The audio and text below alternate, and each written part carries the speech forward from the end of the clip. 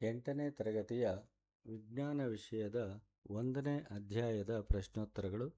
1ನೇ ಅಧ್ಯಾಯ ವಿಜ್ಞಾನದ ಸಂಶೋಧಕ ಜಗತ್ತನ್ನು ಅನ್ವೇಷಿಸುವುದು. 1ನೇ ಅಧ್ಯಾಯದಿಂದ ಈ ಕೆಳಗಿನ ಪ್ರಶ್ನೆಗಳಿಗೆ ಸರಿಯಾದ ಉತ್ತರಗಳನ್ನು ಆರಿಸಿ ಬರೆಯಿರಿ. ಪ್ರಶ್ನೆ 1. ವಿಜ್ಞಾನದಲ್ಲಿ ನಮ್ಮ ಸುತ್ತಲಿರುವ ವಸ್ತುಗಳನ್ನು ಹೇಗೆ ವರ್ಗೀಕರಿಸಲಾಗಿದೆ? ಆಪ್ಷನ್ ಎ ಮೂಲ ಧಾತುಗಳು, ಸಂಯುಕ್ತಗಳು ಮತ್ತು ಮಿಶ್ರಣಗಳು. ಬಿ ಕೇವಲ ಘನ ಮತ್ತು ದ್ರವ. ಸಿ ಆಮ್ಲ ಮತ್ತು ಪ್ರತ್ಯಾಮ್ಲ. ಡಿ ಗಾಳಿ ಮತ್ತು ನೀರು. ಸರಿಯಾದ ಉತ್ತರ ಎ ಮೂಲ ಧಾತುಗಳು, ಸಂಯುಕ್ತಗಳು ಮತ್ತು ಮಿಶ್ರಣಗಳು. ಪ್ರಶ್ನೆ 2. ವಿದ್ಯುತ್ ಪ್ರವಾಹದ ಉಷ್ಣ ಪರಿಣಾಮವನ್ನು ನಾವು ದೈನಂದಿನ ಜೀವನದಲ್ಲಿ ಯಾವುದಕ್ಕಾಗಿ ಬಳಸುತ್ತೇವೆ? ಆಪ್ಷನ್ ಎ ಮೋಟಾರುಗಳನ್ನು ಚಲಿಸಲು. ಬಿ ನಮ್ಮನ್ನು ಬೆಚ್ಚಗಿಡಲು. ಸಿ ಬಿರುಗಾಳಿ ತಡೆಯಲು. ಡಿ ಚಂದ್ರನ ಚಲನೆ ತಿಳಿಯಲು. ಉತ್ತರ ಬಿ ನಮ್ಮನ್ನು ಬೆಚ್ಚಗಿಡಲು. ಪ್ರಶ್ನೆ 3. ಬಿರುಗಾಳಿ ಮತ್ತು ಚಂಡಮಾರುತಗಳಂತಹ ಪ್ರಬಲ ಹವಾಮಾನ ಘಟನೆಗಳಿಗೆ ಮುಖ್ಯ ಕಾರಣವೇನು? ಎ ಬೆಳಕಿನ ಬಾಗುವಿಕೆ. ಬಿ ಕಣಗಳ ಚಲನೆ. ಸಿ ಬಲವಾದ ಒತ್ತಡದ ವ್ಯತ್ಯಾಸ. ಡಿ ವಿದ್ಯುತ್ ಪ್ರವಾಹ. ಉತ್ತರ ಸಿ ಬಲವಾದ ಒತ್ತಡದ ವ್ಯತ್ಯಾಸ. ಪ್ರಶ್ನೆ 4. ಕೇವಲ ಒಂದೇ ರೀತಿಯ ಅಂಶಗಳಿಂದ ಆದ ಶುದ್ಧ ವಸ್ತುಗಳನ್ನು ಏನೆಂದು ಕರೆಯುತ್ತಾರೆ? ಎ ಸಂಯುಕ್ತಗಳು. ಬಿ ಮಿಶ್ರಣಗಳು. ಸಿ ಧಾತುಗಳು. ಡಿ ದ್ರಾವಣಗಳು. ಉತ್ತರ ಸಿ ಧಾತುಗಳು. ಮಾನವರಿಗೆ ಮೊದಲ ಪಂಚಾಂಗ ಕ್ಯಾಲೆಂಡರ್ಗಳನ್ನು ರೂಪಿಸಲು ಯಾವುದು ಸಹಾಯ ಮಾಡಿತು? ಎ ಬೆಳಕಿನ ವಕ್ರೀಭವನ. ಬಿ ಚಂದ್ರನ ಹಂತಗಳ ಆವರ್ತನ ವೀಕ್ಷಣೆ. ಸಿ ಸೂಕ್ಷ್ಮಜೀವಿಗಳ ಅಧ್ಯಯನ. ಡಿ ವಿದ್ಯುತ್ ಮೋಟಾರ್. ಉತ್ತರ ಬಿ ಚಂದ್ರನ ಹಂತಗಳ ಆವರ್ತನ ವೀಕ್ಷಣೆ. ಪ್ರಶ್ನೆ 1 ವಾಕ್ಯದಲ್ಲಿ ಉತ್ತರಿಸಿ. ಪ್ರಶ್ನೆ 5. ಧಾತುಗಳು ಎಂದರೇನು? ಉತ್ತರ ಒಂದೇ ರೀತಿಯ ಅಣುಗಳಿಂದ ನಿರ್ಮಿತವಾದ ವಸ್ತುಗಳನ್ನು ಧಾತುಗಳು ಎಲಿಮೆಂಟ್ಸ್ ಎಂದು ಕರೆಯುತ್ತಾರೆ. ಪ್ರಶ್ನೆ 6. ಸಂಯುಕ್ತಗಳು ಕಾಂಪೌಂಡ್ಸ್ ಎಂದರೆ ಏನು? ಉತ್ತರ 2 ಅಥವಾ ಹೆಚ್ಚು ಮೂಲ ಧಾತುಗಳು ರಾಸಾಯನಿಕವಾಗಿ ಸೇರಿ ರೂಪಿಸುವ ಹೊಸ ಪದಾರ್ಥವನ್ನು ಸಂಯುಕ್ತ ಎನ್ನಲಾಗುತ್ತದೆ. ಪ್ರಶ್ನೆ 7. ಯಾವ ಸ್ಥಿತಿಯ ವಸ್ತುಗಳಲ್ಲಿ ಕಣಗಳು ಮುಕ್ತವಾಗಿ ಚಲಿಸುತ್ತವೆ? ಉತ್ತರ ಅನಿಲ ಸ್ಥಿತಿಯಲ್ಲಿ ಅಣುಗಳ ನಡುವೆ ಅಂತರ ಹೆಚ್ಚು ಇರುವುದರಿಂದ ಅವು ಮುಕ್ತವಾಗಿ ಚಲಿಸುತ್ತವೆ.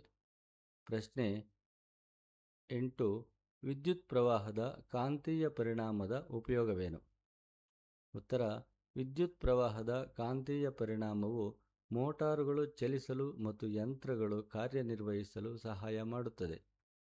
ಪ್ರಶ್ನೆ 9. ರಾತ್ರಿ ಆಕಾಶದಲ್ಲಿ ಚಂದ್ರನು ಹೇಗೆ ಪ್ರಕಾಶಮಾನವಾಗಿ ಕಾಣುತ್ತಾನೆ? ಉತ್ತರ ಚಂದ್ರನು ತನ್ನ ಮೇಲೆ ಬೀಳುವ ಬೆಳಕನ್ನು ಪ್ರತಿಫಲಿಸುವ ಮೂಲಕ ಪ್ರಕಾಶಮಾನವಾಗಿ ಕಾಣುತ್ತಾನೆ. ಪ್ರಶ್ನೆ 10. ಸೂಕ್ಷ್ಮಜೀವಿಗಳು ನಮಗೆ ಹೇಗೆ ಸಹಾಯ ಮಾಡುತ್ತವೆ ಮತ್ತು ಹೇಗೆ ಹಾನಿಕಾರಕವಾಗಿವೆ? ಉತ್ತರ ಕೆಲವು ಸೂಕ್ಷ್ಮಜೀವಿಗಳು ನಮಗೆ ಆಹಾರವನ್ನು ಜೀರ್ಣಿಸಿಕೊಳ್ಳಲು ಅಥವಾ ಔಷಧಿಗಳನ್ನು ಉತ್ಪಾದಿಸಲು ಸಹಾಯ ಮಾಡುವ ಅಗೋಚರ ಸಹಾಯಕಗಳಾಗಿದ್ದರೆ, ಇನ್ನು ಕೆಲವು ಹಾನಿಕಾರಕವಾಗಿದ್ದು ಸೋಂಕುಗಳನ್ನು ಉಂಟುಮಾಡಬಲ್ಲವು. ಪ್ರಶ್ನೆ 11. ನಮ್ಮ ದೇಹವನ್ನು ಆರೋಗ್ಯವಾಗಿಟ್ಟುಕೊಳ್ಳಲು ಹಾಗೂ ಸೋಂಕುಗಳ ವಿರುದ್ಧ ಹೋರಾಡಲು ಯಾವುದು ಸಹಾಯ ಮಾಡುತ್ತದೆ? ಉತ್ತರ ಪೌಷ್ಟಿಕ ಆಹಾರ, ವ್ಯಾಯಾಮ, ಔಷಧಿಗಳು ಮತ್ತು ಲಸಿಕೆಗಳು ನಮ್ಮನ್ನು ಆರೋಗ್ಯವಾಗಿಡಲು ಮತ್ತು ಸೋಂಕುಗಳ ವಿರುದ್ಧ ಹೋರಾಡಲು ಸಹಾಯ ಮಾಡುತ್ತವೆ. ಪ್ರಶ್ನೆ 12.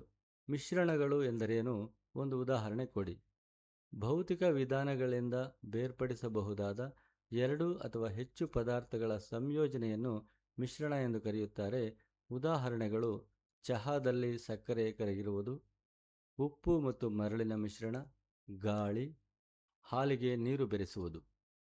ಮುಂದಿನ ಪ್ರಶ್ನೆ 13. ಬೆಳಕಿನ ಕಿರಣಗಳು ಹೇಗೆ ಪ್ರತಿಫಲನಗೊಳ್ಳುತ್ತವೆ ಮತ್ತು ಬಾಗುತ್ತವೆ ಎಂಬುದರ ಬಗ್ಗೆ ನಾವು ಏಕೆ ಕಲಿಯಬೇಕು? ಬೆಳಕು ಮಸೂರದ ಮೂಲಕ ಹಾದಾಗ ಅದರ ದಿಕ್ಕು ಬದಲಾಗುತ್ತದೆ. ಈ ತತ್ವದಿಂದ ಕನ್ನಡಕಗಳು, ಕನ್ನಡಿಗಳು ಮತ್ತು ಹೊಳೆಯುವ ವಸ್ತುಗಳು ಹೇಗೆ ಕೆಲಸ ಮಾಡುತ್ತವೆ ಎಂಬುದನ್ನು ನಾವು ಅರ್ಥ ಮಾಡಿಕೊಳ್ಳಬಹುದು. ಪ್ರಶ್ನೆ 14. ವಿಜ್ಞಾನದಲ್ಲಿ ಅನ್ವೇಷಣೆ ಎಂದರೇನು? ವಿಜ್ಞಾನದಲ್ಲಿ ಅನ್ವೇಷಣೆ ಎಂದರೆ ಕೇವಲ ವಸ್ತುಗಳನ್ನು ನೋಡಿ ಸರಳ ಪ್ರಶ್ನೆಗಳನ್ನು ಕೇಳುವುದಕ್ಕಿಂತ ಮಿಗಿಲಾಗಿ ಆಳವಾದ ಪ್ರಶ್ನೆಗಳನ್ನು ಕೇಳುವುದು, ಅವುಗಳಿಗೆ ಉತ್ತರ ಕಂಡುಕೊಳ್ಳಲು ಸರಳ ಪ್ರಯೋಗಗಳನ್ನು ವಿನ್ಯಾಸಗೊಳಿಸುವುದು ಮತ್ತು ನಮ್ಮ ಅವಲೋಕನಗಳನ್ನು ಬಳಸಿ ನಮ್ಮ ಅರಿವನ್ನು ಸುಧಾರಿಸಿಕೊಳ್ಳುವುದಾಗಿದೆ. ಪ್ರಶ್ನೆ 15. 3-4 ವಾಕ್ಯಗಳಲ್ಲಿ ಉತ್ತರಿಸಿ. ಪೂರಿ ಅಥವಾ ಭಟೂರವನ್ನು ಎಣ್ಣೆಯಲ್ಲಿ ಕರಿದಾಗ ಅದು ಹೇಗೆ ಮತ್ತು ಏಕೆ ಉಬ್ಬುತ್ತದೆ ಎಂದು ನಾವು ಅನ್ವೇಷಿಸಲು ವಿಜ್ಞಾನಿಗಳಂತೆ ಹೇಗೆ ಪ್ರಯೋಗವನ್ನು ವಿನ್ಯಾಸಗೊಳಿಸುತ್ತೀರಿ? ಉತ್ತರ: ಪೂರಿಯ ಉಬ್ಬುವಿಕೆಯನ್ನು ಅರ್ಥ ಮಾಡಿಕೊಳ್ಳಲು ನಾವು ವಿವಿಧ ಅಂಶಗಳನ್ನು ಬದಲಾಯಿಸಿ ಪ್ರಯೋಗ ಮಾಡಬಹುದು. ಉದಾಹರಣೆಗೆ, ವಿಭಿನ್ನ ರೀತಿಯ ಹಿಟ್ಟನ್ನು, ಗೋಧಿ ಹಿಟ್ಟು ಅಥವಾ ಮೈದಾ ಹಿಟ್ಟು ಇತ್ಯಾದಿ ಬಳಸುವುದು. ಲಟ್ಟಿಸಿದ ಹಿಟ್ಟಿನ ದಪ್ಪ ಮತ್ತು ಗಾತ್ರವನ್ನು ಬದಲಾಯಿಸುವುದು. ಬಿಸಿ ಎಣ್ಣೆಯ ತಾಪವನ್ನು ಬದಲಾಯಿಸುವುದು. ಲಟ್ಟಿಸಿದ ಹಿಟ್ಟನ್ನು ಎಣ್ಣೆಗೆ ಯಾವ ಕೋನದಲ್ಲಿ ಅಥವಾ ಎಷ್ಟು ವೇಗವಾಗಿ ಬಿಡುತ್ತೇವೆ ಎಂಬುದನ್ನು ನಿಯಂತ್ರಿಸಿ ಗಮನಿಸುವುದು. ಪ್ರಶ್ನೆ 16. ಗಾಳಿಯ ಒತ್ತಡದ ವ್ಯತ್ಯಾಸವು ಹವಾಮಾನದ ಮೇಲೆ ಹೇಗೆ ಪರಿಣಾಮ ಬೀರುತ್ತದೆ? ಉತ್ತರ: ಬಲ ಮತ್ತು ಒತ್ತಡದ ಪರಿಕಲ್ಪನೆಗಳು ಗಾಳಿಯು ಹೇಗೆ ಚಲಿಸುತ್ತದೆ ಎಂಬುದನ್ನು ನಿರ್ಧರಿಸುತ್ತವೆ. ಒತ್ತಡದಲ್ಲಿ ಉಂಟಾಗುವ ಸಣ್ಣ ವ್ಯತ್ಯಾಸವು ಗಾಳಿಗೆ ತಂಗಾಳಿಗೆ ಕಾರಣವಾಗುತ್ತದೆ. ಆದರೆ ಇದೇ ಒತ್ತಡದ ವ್ಯತ್ಯಾಸವು ಬದಲಾದಾಗ ಅದು ಬಿರುಗಾಳಿಗೆ ಮತ್ತು ಕೆಲವೊಮ್ಮೆ ಅತ್ಯಂತ ಪ್ರಬಲವಾದ ಚಂಡಮಾರುತಗಳಿಗೂ ಕಾರಣವಾಗಬಹುದು. ಇದು ನಮ್ಮ ದೈನಂದಿನ ಜೀವನ ಮತ್ತು ಕೃಷಿಯ ಮೇಲೂ ಪರಿಣಾಮ ಬೀರುತ್ತದೆ. ಪ್ರಶ್ನೆ 17. ಪ್ರಾಚೀನ ಕಾಲದಲ್ಲಿ ಕ್ಯಾಲೆಂಡರ್ಗಳು ಅಥವಾ ಪಂಚಾಂಗಗಳು ಹೇಗೆ ಅಸ್ತಿತ್ವಕ್ಕೆ ಬಂದವು? ಉತ್ತರ: ಸೂರ್ಯ ಮತ್ತು ಚಂದ್ರನ ಸಾಪೇಕ್ಷ ಸ್ಥಾನಗಳನ್ನು ಅವಲಂಬಿಸಿ ಚಂದ್ರನ ವಿಭಿನ್ನ ಭಾಗವು ಪ್ರಕಾಶಿತವಾಗುತ್ತದೆ. ಆಕಾಶದಲ್ಲಿ ಚಂದ್ರನ ಹಂತಗಳ ಆವರ್ತನಾ ಚಕ್ರಗಳನ್ನು ವೀಕ್ಷಿಸುವುದರಿಂದ ಮಾನವರಿಗೆ ಮೊದಲ ಪಂಚಾಂಗ ಅಥವಾ ಕ್ಯಾಲೆಂಡರ್ಗಳನ್ನು ರೂಪಿಸಲು ಸಾಧ್ಯವಾಯಿತು. ಸೂರ್ಯೋದಯ, ಸೂರ್ಯಾಸ್ತ ಮತ್ತು ಚಂದ್ರನ ಚಲನೆಯ ಚಕ್ರಗಳ ಎಚ್ಚರಿಕೆಯ ಅವಲೋಕನಗಳನ್ನು ಸಂಯೋಜಿಸುವ ಮೂಲಕ ಇವು ಅಸ್ತಿತ್ವಕ್ಕೆ ಬಂದವು. ಪ್ರಶ್ನೆ 18.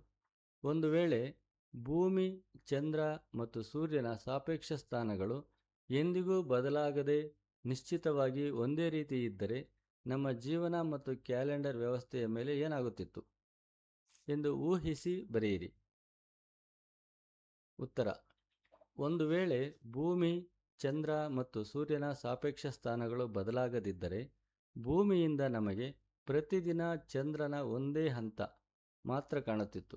ಉದಾಹರಣೆಗೆ, ಸದಾ ಹುಣ್ಣಿಮೆ ಅಥವಾ ಸದಾ ಅಮಾವಾಸ್ಯೆ.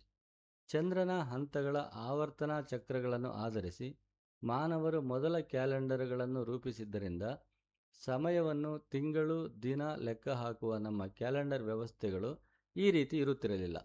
ನಮ್ಮ ದೈನಂದಿನ ಜೀವನವನ್ನು ನಿರ್ಧರಿಸುವ ಈ ಚಕ್ರಗಳೇ ಇಲ್ಲವಾದರೆ ಹವಾಮಾನದ ಲೆಕ್ಕಾಚಾರಗಳು ಸಹ ಕಷ್ಟವಾಗುತ್ತಿತ್ತು. ಪ್ರಶ್ನೆ 19. ಕೌಶಲ್ಯಾಧಾರಿತ ಪ್ರಶ್ನೆ, ಸ್ಕಿಲ್ ಬೇಸ್ಡ್ ಕ್ವೆಶ್ಚನ್. ನಿಮ್ಮ ದೈನಂದಿನ ಜೀವನದ ಒಂದು ಪ್ರಕ್ರಿಯೆಯಾದ ಚಹಾ ತಯಾರಿಸುವಾಗ ಸಕ್ಕರೆ ಕರಗುವುದು ಎಂಬುದನ್ನು ಗಮನಿಸಿ. ವಿಜ್ಞಾನದ ದೃಷ್ಟಿಯಲ್ಲಿ ಕಣಗಳ ಚಲನೆ, ಪಾರ್ಟಿಕಲ್ ಮೂವ್ಮೆಂಟ್ ಮತ್ತು ದ್ರಾವಣಗಳ ಸೊಲ್ಯೂಷನ್ಸ್ ಪರಿಕಲ್ಪನೆಯನ್ನು ಬಳಸಿ ಈ ಪ್ರಕ್ರಿಯೆಯನ್ನು ಹೇಗೆ ವಿವರಿಸುತ್ತೀರಿ? ಉತ್ತರ: ನಮ್ಮ ಸುತ್ತಲಿನ ಎಲ್ಲ ವಸ್ತುಗಳು ಕಣಗಳಿಂದ, ಪಾರ್ಟಿಕಲ್ಸ್ ನಿಂದ ನಿರ್ಮಿತವಾಗಿವೆ. ಸಕ್ಕರೆಯನ್ನು ಬಿಸಿ ನೀರು ಅಥವಾ ಹಾಲಿನಂತಹ ದ್ರವಕ್ಕೆ ಹಾಕಿದಾಗ ಅದು ಕರಗುತ್ತದೆ. ಸಕ್ಕರೆಯ ಕಣಗಳು ದ್ರವದ ಕಣಗಳ ನಡುವಿನ ಸ್ಥಳದಲ್ಲಿ ಸೇರಿಕೊಳ್ಳುತ್ತವೆ. ಈ ಪ್ರಕ್ರಿಯೆಯಿಂದ ದ್ರಾವಣ ಉಂಟಾಗಿ ಚಹಾ ಸಿಹಿಯಾಗುತ್ತದೆ. ಬಿಸಿಯಾದ ದ್ರವದಲ್ಲಿ ಕಣಗಳು ವೇಗವಾಗಿ ಚಲಿಸುವುದರಿಂದ ಸಕ್ಕರೆ ಬೇಗ ಕರಗುತ್ತದೆ. ಹೀಗಾಗಿ ದ್ರಾವಣ ಸಮವಾಗಿ ಮಿಶ್ರಣಗೊಂಡು ಚಹಾದ ರುಚಿ ಸಿಹಿಯಾಗಿರುತ್ತದೆ. ಕನ್ನಡ ವಿಸ್ಡಮ್ ಮಾಸ್ಟರ್ಗೆ ಸ್ವಾಗತ. ಜ್ಞಾನ ಮತ್ತು ವಿವೇಕಕ್ಕಾಗಿ ಈಗಲೇ ಸಬ್ಸ್ಕ್ರೈಬ್ ಮಾಡಿ ಬೆಲ್ ಐಕಾನ್ ಒತ್ತಲು ಮರಿಬೇಡಿ. ನೋಡಿದ್ದಕ್ಕಾಗಿ ಧನ್ಯವಾದಗಳು.